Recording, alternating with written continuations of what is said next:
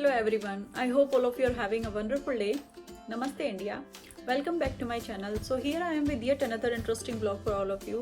तो आज के व्लॉग में मैं आपके साथ अपनी जर्नी शेयर करने वाली हूँ फ्रॉम इंडिया टू अमेरिका। मैं यहाँ कैसे आई, कब आई और किस पर्पज़ से आई और मेरी अब तक की जर्नी यहाँ पर कैसी रही अमेरिका आने के बाद, यही सब चीज़ें मैं आज आपके साथ शेयर करने वाली हूँ। तो चलिए without any further delay let's get started. तो मैं 2015 में मैं अमेरिका आई थी H4 वीज़ा पर, डिपेंडेंट वीज़ा पर। मेरी शादी हुई थी 2013 में एक सॉफ्टवेयर इंजीनियर के साथ। मेरे हस्बैंड IT प्रोफेशनल हैं और 2014 में हमारी एक बेटी हुई थी और 2015 में फिर हम लोगों ने यहाँ ट्रैवल किया था। तो मेरे हस्बैंड इंडिया में जॉब करते थे, उस कंपनी के थ्रू ही उनका H1 वीज़ा अप्रूव हुआ था, जो कि H1 वीज़ा वर्क वीज़ा होता है अमेरिका में आकर जॉब करने के लिए। तो मेरा और मेरी बेटी का H4 वीज़ा अप्रूव हुआ था क्योंकि हम H1 होल्डर्स के डिपेंडेंट्स थे, इमीडिएट फैमिली थे। तो हम दोनों का H4 वीज़ा अप्रूव हुआ था। तो अब क्योंकि मैं इंडिया में फुल टाइम वर्किंग थी तो मेरे हस्बैंड ने मुझे पहले से ही चीज़ें बताई थी कि अगर आपको H4 वीज़ा पर ट्रैवल करना है तो उसमें आपका वर्क परमिट इंक्लूडेड नहीं है। तो आप मेरे साथ ट्रैवल कर सकते हो, रह सकते हो, लोकेशंस एक्सप्लोर कर सकते हो, बहुत सारी चीज़ें कर सकते हो, लेकिन जॉब नहीं कर सकते हो। तो ये एक रेस्ट्रिक्शन है। अब ये आपका फाइनल कॉल है, आपको मेरे साथ चलना है, ट्रैवल करना है या फिर यहीं रह के आपको अपना जॉब कंटिन्यू करना है। ये आपका अपना पर्सनल डिसीजन है। तो अब मुझे था कि मैंने बहुत टाइम से मैं जॉब कर रही थी, इतने सालों से मैंने कोई ब्रेक ही नहीं लिया था और इनफैक्ट मेरी बेटी के बाद भी मैंने एक लंबा ब्रेक नहीं लिया था। लोग ब्रेक लेते हैं यार पोस्ट डिलीवरी, तो मैंने सोचा कि चलिए एक ब्रेक भी मेरा हो जाएगा। और क्योंकि 6 मंथ्स का ही प्रोजेक्ट था तो मुझे लगा कि ठीक है, मेरा एक ब्रेक भी हो जाएगा और एक हमारा इंटरनेशनल वेकेशन भी हो जाएगा। और लोग इतने पैसे खर्च करके इंटरनेशनल वेकेशन प्लान करते हैं और हमें तो कंपनी की तरफ से मिल रहा था। और अमेरिका जाना हम इंडियंस के लिए बहुत बड़ी बात होती है, तो मेरे लिए भी थी, मैं तो बहुत एक्साइटेड थी। तो मैंने अब क्योंकि 6 मंथ्स का प्रोजेक्ट था लेकिन वो एक्सटेंड होके 1 ईयर का भी हो सकता था, तो मैंने सोचा कि अब इतने लंबे टाइम के लिए छुट्टी तो नहीं मिलती है, तो मैंने अपनी कंपनी से रिज़ाइन किया और मैं यहाँ 2015 में मैं अमेरिका आ गई H4 वीज़ा पर। तो जब हम लोग यहाँ पर आए तो हमने एक अपार्टमेंट, हम लोग टेक्सास आए थे, टेक्सास में प्रोजेक्ट था मेरे हस्बैंड का। तो हम लोगों ने यहाँ के 1 BHK अपार्टमेंट रेंट किया, जिसको यहाँ पे 1 बेड 1 बाथ बोलते हैं। तो हमने वो रेंट किया क्योंकि हमें ज़्यादा बड़े घर की ज़रूरत भी नहीं थी, हमें वापस ही जाना था 6 मंथ्स में और फिर बेटी भी छोटी थी, हम दोनों ही थे, तो हमने 1 बेड 1 बाथ रेंट किया। तो शुरू में क्या हुआ ना, यहाँ आने के बाद जब आप एक कंट्री से दूसरे कंट्री में ट्रैवल करते हो और डिफरेंट जोन वाले कंट्री में, तो जेट लैग आपका फेस चलता है। आप दिन भर सोते हो, रात भर जगते हो या ऐसे कुछ उल्टा पुल्टा चलता है। तो अब मेरे हस्बैंड का तो क्या हुआ ना, उन्होंने नेक्स्ट डे ही उन्होंने ऑफिस ज्वाइन कर लिया था। तो उनका तो जो रूटीन था उनका बैक टू नॉर्मल जल्दी ही आ गया था।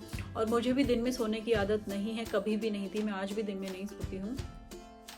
तो मेरा भी 1-2 दिन में सब सेट हो गया रूटीन। लेकिन मेरी बेटी क्योंकि छोटी थी, 1 ईयर का बच्चा वैसे भी बहुत सोता है, तो और उसको जेट लैग भी बहुत लंबा चला, तो वो दिन भर सोती थी और फिर रात में वो जगती थी, मुझे भी जगा के रखती थी। तो शुरू में तो 2-4 दिन ऐसे ही निकल गए, अनपैकिंग किया, थोड़ा बहुत चीज़ें घर में थोड़ा सेट किया, सामान वगैरह। शुरू में घर खाली ही था यार, मतलब एक तो टाइम भी नहीं मिला, नेक्स्ट डे ही ऑफिस ज्वाइन कर लिया, ऊपर से हम लोगों को शॉर्ट टर्म के लिए ही रहना था, तो हम बहुत ज़्यादा कुछ प्लान कर भी नहीं रहे थे चीज़ें लेने का, घर में फर्नीचर एंड ऑल दैट।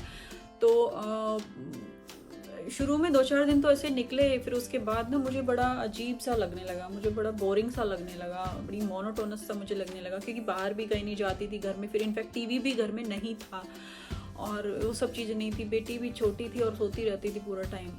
तो मुझे ना बड़ा अजीब सा लगने लगा, मैं थोड़ा डिप्रेस सी मैं रहने लगी। मैं अपने हस्बैंड को भी मैं डेली बोलती थी कि यार मैं क्या ही करने अमेरिका आई हूँ, मैं अपना सब छोड़ छाड़ के यहाँ पे आ गई हूँ, पता नहीं क्या ही मैं कर रही हूँ लाइफ में, ये कैसी लाइफ है। तो उन्होंने मुझे बोला, मैं तो पहले ही आपको बोला था कि जॉब तो कर नहीं सकते हो, ये तो ऑप्शन है ही नहीं, प्लस वहाँ जाके अभी मेरी भी वर्क लाइफ कैसी होगी पता नहीं, तो हो सकता है मैं भी ज़्यादा टाइम ना दे पाऊँ अभी शुरू में, तो देख लो चलना है कि नहीं। पर ठीक है, जब आप नई जगह आते हो तो चीज़ें होती हैं, बदलती हैं, पर लेकिन बाहर निकलो, लोगों से मिलो, चीज़ें एक्सप्लोर करो, अच्छा लगेगा। तो अब लेकिन बाहर कैसे निकलो, बेटी तो सोते रहती थी पूरा टाइम। खैर धीरे धीरे उसका 1 वीक के बाद उसका जेट लैग ओवर हुआ, फिर मैं बाहर निकली उसको लेके। तो फिर मुझे पता चला कि जिस कम्युनिटी में हमने अपार्टमेंट रेंट किया है ना, उस कम्युनिटी में 80% इंडियंस ही हैं, मेजॉरिटी है इंडियंस की। और पास में एक पार्क है, बहुत अच्छा पार्क है कम्युनिटी के बिल्कुल पास ही। तो फिर मैं वहाँ पे जाती थी, मैंने वहाँ जाना स्टार्ट किया। और फिर वहाँ पे ना बैक टू बैक 4-5 कम्युनिटीज़ थी जो जिनमें मेजॉरिटी थी इंडियंस की, और सबके लिए एक कॉमन पार्क था जिस पार्क में मैं जाती थी। तो धीरे धीरे फिर मैं वहाँ डेली जाने लगी, मुझे अच्छा लगने लगा, फ्रेंड्स भी मेरे बने। और वो टाइम भी अच्छा था क्योंकि हम लोग समर टाइम में हमने ट्रैवल किया था। तो समर टाइम में इंडिया से भी पेरेंट्स जो एक्सटेंडेड फैमिली होती है वो ट्रैवल करती हैं अपने बच्चों के पास रहने के लिए। तो इवनिंग में सब लोग, जैसे इंडिया में होता है ना, अपने सीनियर्स लोग पार्क में बैठ के गप्पे मारते हैं, और सब मदर्स लोग जाते हैं, पेरेंट्स जाते हैं अपने बच्चों को लेके घुमाने फिराने खिलाने के लिए। तो वैसे ही वहाँ पे सब लोग आते थे, तो काफ़ी अच्छा लगता था मुझे। फिर मैं डेली पार्क जाने लगी अपनी बेटी को लेके। और फिर वहीं पे कम्युनिटी में ही स्विमिंग पूल था, जिम था। तो यहाँ आम बात है ये, स्विमिंग पूल और जिम ये सब चीज़ें मिलती हैं कम्युनिटी में ही जब आप घर रेंट करते हो। तो फिर मैं अपनी बेटी को लेके स्विमिंग पूल भी जाती थी दिन में, और फिर इवनिंग में पार्क जाती थी। तो मुझे धीरे धीरे अच्छा लगने लगा, एक लाइफ एक सेट हो गई मेरी। धीरे धीरे हमारा प्रोजेक्ट ओवर हुआ, वो प्रोजेक्ट पूरा होने वाला था। तो फिर पता चला कि एक और प्रोजेक्ट मिल रहा है जो कि सिएटल में है। अब हमने सोचा कि जब आप H1 वीज़ा पर आते हो ना, तो कंपनी काफ़ी इन्वेस्ट करती है आपके ऊपर, काफ़ी पैसा इन्वेस्ट होता है आपके ऊपर, क्योंकि कंपनी को बिजनेस मिलता है। तो 3 इयर्स का वीज़ा लगता है, 3 इयर्स का वीज़ा अप्रूव होता है एक बार में। तो कंपनियां पुश करती हैं एम्प्लॉयज़ को कि वो ड्यूरेशन पूरा करें, क्योंकि कंपनी का पूरा इंटरेस्ट होता है यार, कंपनी को बिजनेस मिलता है उससे। तो फिर हमने डिसाइड किया कि चलो ये जो प्रोजेक्ट है, दूसरा प्रोजेक्ट भी ज़्यादा नहीं था, वो 7-8 मंथ्स का ही प्रोजेक्ट था। तो हमने सोचा कि चलो एक और प्रोजेक्ट कर लेते हैं, हमारी भी थोड़ी सेविंग्स हो जाएंगी, और आए हैं तो इतना टाइम लगा लेते हैं, फिर उसके बाद देखेंगे, इंडिया ट्रैवल करेंगे। तो हम लोगों ने टेक्सास से ट्रैवल किया सिएटल, हम सिएटल मूव हुए, और फिर वो प्रोजेक्ट चला। खैर धीरे धीरे जैसे टाइम निकल रहा था ना, मैं अच्छा टाइम स्पेंड कर रही थी अपने बच्चे के साथ, अपनी फैमिली के साथ एक क्वालिटी टाइम में स्पेंड कर रही थी। हम लोग लोकेशंस भी एक्सप्लोर कर रहे थे, हम काफ़ी घूम फिर भी हम रहे थे। लोग इतने पैसे खर्च करके ट्रैवल प्लान करते हैं, और हमें कंपनी की तरफ से मिल रहा था, तो एक प्लस पॉइंट भी था। पर बैकग्राउंड में मेरी जो फ्रस्ट्रेशन चल रही थी ना करियर को लेके, वो तो थी ही अलग लेवल की, क्योंकि हमेशा से जब आप वर्किंग होते हो ना, और सडनली आपकी लाइफ ऐसे चेंज हो जाती है, तो आपको ही पता होता है आप क्या फेस कर रहे हो। तो फिर धीरे धीरे वो प्रोजेक्ट भी कंप्लीट हुआ। फिर एक और प्रोजेक्ट हमें मिला न्यू जर्सी का, और बैक टू बैक फिर हमने सोचा कि चलो 3 इयर्स लगाते हैं।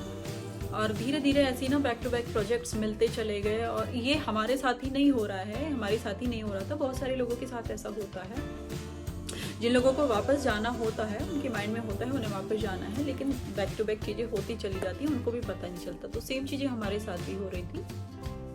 फिर उसके बाद हम लोग सिएटल के बाद न्यू जर्सी आए।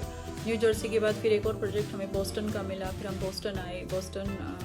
बोस्टन सबसे ज़्यादा हम रहे, कैलिफोर्निया से पहले अगर मैं बात करूं तो हम लोग बोस्टन में सबसे ज़्यादा रहे हैं। और फिर 2017 में बोस्टन में ही हमारे बेटे का बर्थ हुआ, और 2017 सितंबर 2017 में उसका बर्थ हुआ था। और 2018 में फिर हमारा ग्रीन कार्ड के स्पॉन्सर होने की बात स्टार्ट हुई। और फिर हमने डिस्कस किया, तो हमने सोचा कि सेटल होना है नहीं होना है ये तो बाद की बात है, हमें तो जाना ही है वापस इंडिया। लेकिन एक बार ग्रीन कार्ड फाइल हो जाएगा तो फिर उसके बाद I-140 अप्रूव होने के बाद मेरा वर्क परमिट भी फाइल हो सकता है, अप्रूव हो सकता है, और मैं जॉब कर सकती हूँ। उसके बाद जब भी हमें इंडिया जाना हो हम जा सकते हैं। लेकिन ग्रीन कार्ड फाइल होने के 2 फ़ायदे हैं। एक तो जो एवरी ईयर आपको एक्सटेंशन कराना होता है ना वीज़ा का, वो एक कैप हट जाता है, आपको एवरी ईयर कराने की ज़रूरत नहीं है, एवरी 3 इयर्स के लिए आपका वीज़ा अप्रूव हो जाता है। और दूसरा आपके स्पाउस का वर्क परमिट आ जाता है, उनका EAD वर्क ऑथराइजेशन होता है जो वो आ जाता है, तो वो उनके पास भी जॉब करने का ऑप्शन होता है। वो करें ना करें उनकी मर्जी है, लेकिन वो ऑप्शन होता है। लेकिन फिर हमारा ग्रीन कार्ड फाइल हुआ 2018 में, हमारी फ़ाइल स्टार्ट हुई। और इससे पहले कि हमारा I-140 आता, मेरे हस्बैंड को एक दूसरे जॉब की अपॉर्चुनिटी आई जो दूसरी कंपनी में थी। सैलरी उसमें अच्छी थी और काफ़ी बेटर अपॉर्चुनिटी थी, जो कि कैलिफोर्निया में थी, यहाँ जहाँ पर अभी हम हैं। तो वो इंटरव्यू काफ़ी लंबा चला, वहाँ से बोस्टन से इंटरव्यू देने आए कैलिफोर्निया, और वो सब चीज़ें, नहीं बोस्टन से नहीं, हम लोग उस टाइम पे अटलांटा में थे। बोस्टन के बाद हम अटलांटा भी गए एक बार प्रोजेक्ट के लिए।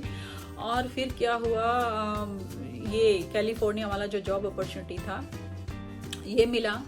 अब इसको ज्वाइन करने के लिए हमें कैलिफोर्निया आना था, लेकिन उस बीच में मेरे हस्बैंड ने रिज़ाइन किया पहले वाली कंपनी से, और डिसाइड किया हमने कि हम इंडिया जाके आते हैं, क्योंकि दूसरा जॉब, नया जॉब ज्वाइन करने के बाद पता नहीं कितने टाइम बाद ट्रैवल नहीं कर पाएंगे, तो इंडिया जाके आते, क्योंकि टाइम था रिज़ाइन करने के और ज्वाइनिंग के बीच में टाइम था। तो फिर हम लोग चले गए इंडिया। 5 वीक्स का हमारा स्टे था इंडिया में। हम लोग जनवरी लास्ट में गए थे और हमें मार्च में वापस आना था।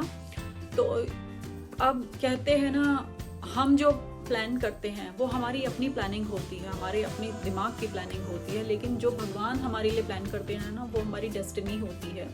इन सब चीज़ों में मैं पहले बिलीव नहीं करती थी, लेकिन मेरी लाइफ में बहुत सारी ऐसी चीज़ें हुई हैं, बहुत सारे ऐसे एक्सपीरियंसेस मैंने किए हैं ना, कि अब मैं स्ट्रांगली बिलीव करती हूँ कि हम भले ही जो भी प्लानिंग करें, भगवान जब हमारे लिए प्लान करते हैं ना कुछ, तो हमारी प्लानिंग साइड में रखी रह जाती है और डेस्टिनी बहुत स्ट्रांगली काम करती है।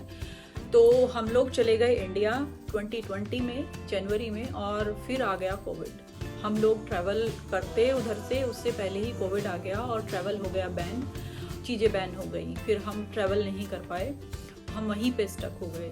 और जॉब तो भूल ही जाओ, जान के भी लाले पड़े हुए थे उस टाइम पे, सडन डेथ और वो सब स्टार्ट हो गया था। तो वो बहुत डिसअपॉइंटिंग फेज था लाइफ का। जॉब तो थी नहीं, ज्वाइनिंग नहीं कर पाए, और ट्रैवल की बैन होने की वजह से, और ये कोविड ने पूरा दिमाग ख़राब किया होता उस टाइम पे, हमारा ही नहीं बाकी सब लोगों का भी। तो अब बेटी का स्कूल बंद हो गया, ज्वाइन नहीं कर पाए हैं जॉब ज्वाइन, और वो सब चीज़ें चल रही थी, बहुत डिसअपॉइंटिंग फेज था। खैर मैंने एक टाइम के बाद, वेट करने के बाद, जैसे सारे बच्चे ऑनलाइन पढ़ रहे थे स्कूल में इंडिया में, वैसे ही मैंने भी अपनी बेटी का फर्स्ट ग्रेड में एडमिशन कराया, क्योंकि बस यही था कि अब ट्रैवल तो कब करेंगे कब नहीं करेंगे पता नहीं, बट बच्चे को क्यों घर बैठाना है, भले ही वो घर बैठ के पढ़े लेकिन पढ़े। तो मैंने बच्चे का एडमिशन करवाया। फिर जब ट्रैवल रिस्ट्रिक्शंस जब हटी, तो मेरे हस्बैंड ने ट्रैवल किया पहले 2021 में। अब आप ये देख लो, पूरा साल ही हमें निकल गया वहाँ पे। दिसंबर 2020 में ट्रैवल किया मेरे हस्बैंड ने वापस। अब आप ये देख लो कि हम जनवरी में गए थे, और जनवरी 2020 में हम इंडिया गए थे, मार्च में वापस आने के लिए, और फिर मेरे हस्बैंड ने ट्रैवल किया दिसंबर 2020 में, पूरा साल निकलने के बाद। और फिर मैं आई यहाँ पे 21 में। मैंने सोचा कि अब ट्रैवल तो रिस्ट्रिक्शंस तो हट गई हैं, लेकिन बच्चा जो मेरा फर्स्ट ग्रेड यहाँ पे कर रहा है, तो उसका फर्स्ट ग्रेड कंप्लीट हो जाए, क्योंकि बच्चों की एजुकेशन ना काफ़ी डिस्टर्ब, एक तो वैसे ही कोविड की वजह से सब मेस्ड अप हो चुका था। फिर मैंने सोचा कि नहीं, अभी थोड़ा ही टाइम बचा है, तो मैं इसकी एग्ज़ाम्स करा के इसका ग्रेड कंप्लीट करा के जाऊँगी फर्स्ट ग्रेड। तो फिर मेरे हस्बैंड पहले आए यहाँ पे कैलिफोर्निया। मीनवाइल उनको रिमोट ज्वाइनिंग मिल गई थी, कुछ टाइम के बाद कुछ जुगाड़ लगा के रिमोट ज्वाइनिंग मिल गई थी, और फिर वो यहाँ पर आए पहले जनवरी में 2021, दिसंबर 2020 में, और फिर मैं आई 2021 में मार्च में, होली के बाद मैं यहाँ पर आई, और इस तरह से चीज़ें हुई। तो फिर जब मैं यहाँ पे आई, तो अब क्योंकि हमारी जो फाइल थी ना, ग्रीन कार्ड वाली जो फाइल थी, एक तो वो ट्रांसफ़र होनी थी पहले एम्प्लॉयर से दूसरे एम्प्लॉयर को, और उसके बीच में आ गया कोविड। वो ट्रांसफ़र होती उसके बीच में ही आ गया कोविड। तो कोविड की वजह से चीज़ें पोज हो गई थी हर जगह पे, अमेरिका में भी, इंडिया में भी, हर जगह पोज हो गई थी। तो जब हम यहाँ पर आए 2020 में, उसके बाद हमारी फ़ाइल ट्रांसफ़र हुई, और वो जो I-140 का प्रोसेस होता है वो हुआ, I-140 अप्रूव हुआ हमारा। उसके बाद मेरा जो EAD था, H4 EAD था मेरा, वो फाइल हुआ, वो अप्रूव होकर आया है 2022 में, मार्च 2022 में। अब आप ये लगा लो, जो कि 2019 में ही अप्रूव होना था, वो 2022 में आया है, because of Covid, because of file transfer and all those things. तो ये एक इतना लंबा टाइम मेरे लिए बड़ा चैलेंजिंग रहा ये टाइम। एक होप, शुरू में तो होप ही नहीं थी, फिर होप बनी तो कोविड आ गया, उसके बाद ज्वाइनिंग नहीं हुई, फाइल ट्रांसफ़र नहीं हुई, और उसके बाद इतना लंबा वेट मुझे करना पड़ा। तो खैर अब हमारा, क्योंकि हम शॉर्ट टर्म के लिए आए थे, प्लानिंग नहीं थी हमारी, और फिर चीज़ें हमें नहीं पता था एक के बाद एक ऐसी चीज़ें होंगी। पर देखिए, वो हमारी प्लानिंग थी, लेकिन भगवान हमारे लिए कुछ और प्लान कर रहे थे, तो वो सारी चीज़ें होती हैं भाई। फिर अब मेरा वर्क परमिट आया है लास्ट ईयर, तो मार्च में मेरा वर्क परमिट आया था 2022 में, और मैंने अप्रैल में ही मैंने ज्वाइन कर लिया था। जॉब मेरा सेम नहीं है, पहले मेरा कंटेंट राइटिंग में मेरा जॉब था, मैं सोशल मीडिया के लिए काम करती थी, और अब मैं जो जॉब करती हूँ वो हेल्थ केयर में है, वो टोटली डिफरेंट है, उसका पहले वाले जॉब से कोई लेना देना ही नहीं है। बट क्योंकि एक लंबे गैप के बाद मैंने ज्वाइन किया है, वापस से रिज्यूम किया है, पहले जो किया वो तो इतने टाइम बैठ के ख़त्म हो गया, और फिर उसके बाद बहुत सारी चीज़ें, जब आप अब 2 बच्चे हैं यार, फैमिली, घर भी संभालना है, सारी चीज़ें अकेले, घर की भी खुद ही करनी है, 2 बच्चे भी हैं, उनकी भी स्कूलिंग और वो सब है, और यहाँ पे ट्यूशन वगैरह वो सब भी नहीं होते हैं, उसका ट्रेंड नहीं है यहाँ पे, तो वो सब भी मुझे देखना है।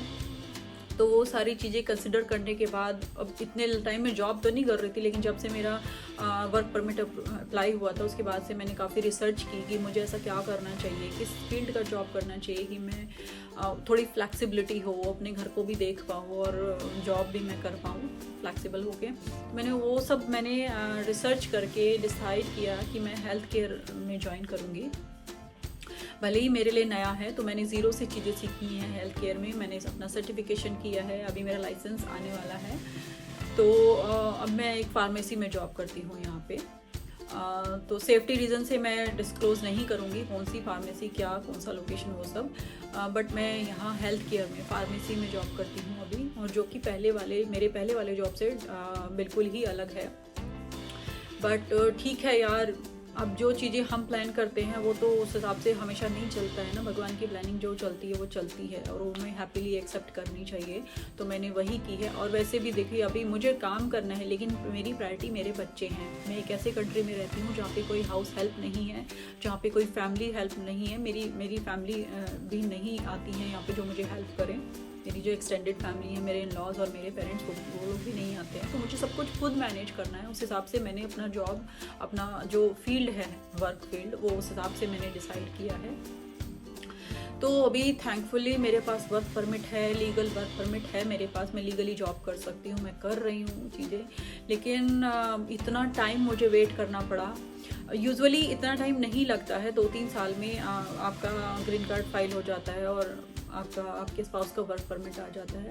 लेकिन मैं यहाँ अपने व्लॉग से, आज के व्लॉग से मैं लोगों को यही मैसेज देना चाहूँगी कि अगर आप लोग H4 पर अपने स्पाउस को ला रहे हैं, या फिर आप अपने स्पाउस के साथ H4 वीज़ा पर आ रहे हैं, तो थोड़ा रिसर्च करके आएँ, थोड़ा माइंडसेट के साथ आएँ कि चीज़ें अगर इस डायरेक्शन में गई तो फिर आपको क्या स्टेप लेना है, क्या डिसीजन लेना है, क्योंकि चीज़ें जब आप एक सोच समझ के आते हो कि आपको सेटल होना है, फिर तो सिचुएशन अलग होती है। लेकिन जब आप ऐसे आते हो ना, मेरे जैसी सिचुएशन होती है जहाँ पे आप अनएक्सपेक्टेडली चीज़ें होती चली जाती हैं, तो आपको फिर उस सिचुएशन में अगर आप आ जाते हो तो आपको किस तरह से डिसीजन लेना है, क्योंकि चीज़ें यहाँ आने के बाद होती हैं अनएक्सपेक्टेडली। तो आप थोड़ा सोच समझ के आएँ, ताकि मेरे जैसी सिचुएशन आपको फेस ना करनी पड़े। वरना भगवान जी के जो डिसीज़न है, भगवान जी की जो मर्जी है, जो आपकी डेस्टिनी है, वो तो होगा ही, जैसा मेरे साथ हुआ है। पर ठीक है यार, देखिए मैं हमेशा बोलती हूँ, हर चीज़ के प्रोज एंड कॉन्स होते हैं, हर चीज़ के अच्छे पॉजिटिव साइड भी होते हैं और नेगेटिव साइड भी होते हैं। तो अगर मैं अपनी एक्सपीरियंस की बात करूँ तो मेरे पॉजिटिव साइड ये रहे हैं इतने टाइम तक जॉब नहीं करने के, कि मैंने अपनी फैमिली को, अपने बच्चों को एक प्रॉपर टाइम दिया है, एक प्रॉपर अपब्रिंगिंग मैंने दी है। जो अगर मैं वर्किंग होती तो शायद उतना टाइम मैं नहीं दे पाती अपने बच्चों को, अपनी फैमिली को। बहुत सारी नई चीज़ें मैंने सीखी हैं यहाँ पे, बहुत अच्छी अच्छी मेमोरीज़ मैंने क्रिएट की हैं अपने बच्चों के साथ, अपनी फैमिली के साथ। बहुत सारी जगह मैंने घूमी हैं, आधा अमेरिका मैंने नाप डाला है अभी तक तो, और वो भी कंपनी के खर्चे पर, क्योंकि अब जो प्रोजेक्ट चेंज होते थे तो हमारी लोकेशन चेंज होती थी, स्टेट ही हमारा चेंज हो जाता था। तो बहुत सारे ट्रिप्स प्लान करने के लिए जो लोग इतने पैसे खर्च करते हैं ना, वो हमारा कंपनी के खर्चे पर ही हो गया। तो हर चीज़ के प्रोज एंड कॉन्स होते हैं भाई। मेरी लाइफ के भी, मेरी जो इंडिया टू अमेरिका जर्नी रही है, उसके भी बहुत सारे प्रोज एंड कॉन्स हैं। नेगेटिव साइड ये है कि मेरा करियर पोज हो गया इतने टाइम के लिए, लेकिन पॉजिटिव साइड ये है कि मैंने इतने टाइम तक मैं जॉब नहीं कर रही थी, तो मैंने बहुत अच्छी अच्छी चीज़ें की अपने बच्चों के साथ, फैमिली के साथ, बहुत नई चीज़ें मैंने सीखी। मैंने जैसे अभी मैं हेल्थ केयर में जॉब कर रही हूँ, तो बहुत सारी चीज़ें मैं हेल्थ से लेके वो सारी चीज़ें मैं नई नई चीज़ें अभी भी सीख रही हूँ। तो हर चीज़ के प्रोज एंड कॉन्स होते हैं, किसी भी चीज़ को लेके बहुत ज़्यादा डिप्रेस ना हो। मैं भी हुई हूँ, मेरा फ्रस्ट्रेशन वाला, डिप्रेशन वाला फेस मेरा भी रहा है चीज़ों को लेके, लेकिन अल्टीमेटली आज मैं इतनी सारी चीज़ों को, चैलेंजेस को झेलने के बाद आज मैं यही मैसेज देना चाहूँगी कि बहुत ज़्यादा डिसअपॉइंट होने की ज़रूरत नहीं है। अगर कुछ अच्छा नहीं हो रहा है ना आज आपके साथ, तो कुछ बहुत अच्छा आपका वेट कर रहा है। और ये मेरा इंडिया से अमेरिका आना ही नहीं, इसके पहले भी मेरी शादी के टाइम पे भी मैंने बहुत सारी चीज़ें जो एक्सपीरियंस की ना, उसके बाद मैं यही कहना चाहूँगी, अगर आपके साथ कुछ गलत चीज़ें हो रही हैं ना, जो आपको लग रहा है कि गलत है, यार ऐसा तो नहीं होना चाहिए था, भगवान ऐसा क्यों कर रहे हैं आपके साथ, तो ट्रस्ट मी, कुछ बहुत अच्छा आपके लिए वेट कर रहा है, इसलिए आपके साथ अभी ऐसा हो रहा है। भगवान आपका टेस्ट ले रहे हैं, और ये मैं अपनी एक्सपीरियंस से कह सकती हूँ। तो चलिए, यही सारी चीज़ें हैं, यही अपनी जर्नी मैं आज आपके साथ शेयर करना चाह रही थी। तो अगर आप भी H4 वीज़ा पर हैं और स्ट्रगल कर रहे हैं, चीज़ों को लेके फ्रस्ट्रेट हो रहे हैं, तो प्लीज़ फ्रस्ट्रेट होने की ज़रूरत नहीं है। बस हाथ पे हाथ रख के मत बैठो, चीज़ें रिसर्च करो, चीज़ें एक्सप्लोर करो, अपनी फैमिली के साथ एक अच्छा टाइम स्पेंड करो। अगर आपका परमिट आ जाता है, अगर आप अपने वर्क परमिट का वेट कर रहे हैं, तो उसके बाद आपको क्या स्टेप लेना है, किस फील्ड में आपको जॉब करना है, उस फील्ड से रिलेटेड कुछ कर लो, कोई सर्टिफिकेशन या कुछ ऐसी चीज़ कर लो, और अपनी फैमिली के साथ एक अच्छा टाइम स्पेंड करो। एक बार आपने वर्क रिज्यूम किया ना, जैसे मैंने अभी रिज्यूम किया, जब मेरे पास जॉब नहीं था, मेरे पास बहुत टाइम था, लेकिन अब मैं जॉब करती हूँ, मेरे पास बिल्कुल टाइम नहीं है, ट्रस्ट मी, मेरे पास बिल्कुल टाइम नहीं है। अपनी पर्सनल चीज़ों के लिए, अपना हेयर कट कराने के लिए भी ना मुझे बहुत सोचना पड़ता है। तो चलिए, यही सारी चीज़ें हैं जो मैं आज आपके साथ शेयर करना चाह रही थी। तो डिसअपॉइंट होने की ज़रूरत नहीं है, हर किसी का अच्छा और बुरा टाइम आता है। लाइफ में बहुत सारे मोमेंट्स पर आपको ऐसा लगता है कि यार कुछ अच्छा नहीं चल रहा है, तो ट्रस्ट भी कुछ बहुत अच्छा वेट कर रहा है, इसीलिए भगवान आपका टेस्ट ले रहे हैं। तो अपना बेस्ट करते रहिए, बाकी भगवान पर छोड़ दीजिए। फ्रस्ट्रेशन थोड़ी बहुत होती है, लेकिन अपने आप को बिजी रखिए, इंगेज रखिए। जब तक आपके पास जॉब नहीं है ना, अपनी फैमिली के साथ बहुत अच्छा वाला टाइम स्पेंड करिए, क्योंकि एक बार आपने वर्क रिज्यूम किया ना, आपने अपना वर्क स्टार्ट किया ना, फिर आपके पास टाइम ही नहीं होगा। स्पेशली अगर आप अमेरिका या कनाडा जैसी कंट्री में रहते हैं ना, जहाँ पे हाउस हेल्प नहीं होती है, और आप जॉब भी करते हैं और अपना फैमिली भी संभालते हैं, तो आपको बिल्कुल टाइम नहीं मिलने वाला है। तो ये जो आपके पास टाइम है, आप अपना बहुत अच्छा वाला टाइम, अपना क्वालिटी टाइम स्पेंड करिए अपनी फैमिली के साथ। और आपको क्या करना है, जॉब से रिलेटेड क्या करना है, जो अगर आपका परमिट आ जाता है तो उसके बाद आपको क्या करना है, उसके लिए आप पहले से रेडी रहिए। परमिट आने के बाद नहीं, परमिट आने से पहले आप रेडी रहिए कि आपको क्या स्टेप लेना है। इमीडिएटली अपना जॉब हंटिंग आप स्टार्ट कर सकते हैं, और वही सारी चीज़ें आप कर सकते हैं, क्योंकि जॉब एकदम भी नहीं मिलता है, टाइम लगता है। Not everyone is as lucky as I am कि एकदम से जॉब मिल गया। तो ठीक है, यही सारी चीज़ें हैं जो मैं आज शेयर करना चाह रही थी। आई होप आपको मेरा आज का व्लॉग अच्छा लगा होगा। अगर आपके लिए थोड़ा सा भी हेल्पफुल रहा है, अगर आपको थोड़ा सा भी अच्छा लगा है, तो please like, share and subscribe, और अच्छे कमेंट भी कर दिया करो यार। आप बस व्लॉग देखते हो और निकल जाते हो, ये अच्छी बात नहीं है। मैं बार बार आपसे बोलती हूँ कि मुझे मोटिवेशन मिलता है जब आप लाइक करते हो, जब आप अच्छे कमेंट करते हो, जब आप सब्सक्राइब करते हो, तो मुझे मोटिवेशन मिलता है नेक्स्ट व्लॉग बनाने के लिए। मेरा भी मन करता है, चलो मैं उठ के एक अच्छा सा व्लॉग बनाऊँ, वरना मुझे भी ऐसा फील होता है, क्या यार मैं बनाती हूँ, कोई लाइक तो करता नहीं है, कोई सब्सक्राइब तो करता नहीं है, कमेंट भी नहीं आते हैं लोगों के। तो प्लीज़, अगर आपको थोड़ा सा भी अच्छा लगा है तो please like, share and subscribe. Thank you so much for watching. मैं मिलती हूँ आपसे बहुत जल्दी एक अच्छे से इंटरेस्टिंग ब्लॉग में। तब तक आप अपना बहुत अच्छा वाला ध्यान रखिए, सेफ रहिए और खुश रहिए। Thank you so much for watching. नमस्ते इंडिया।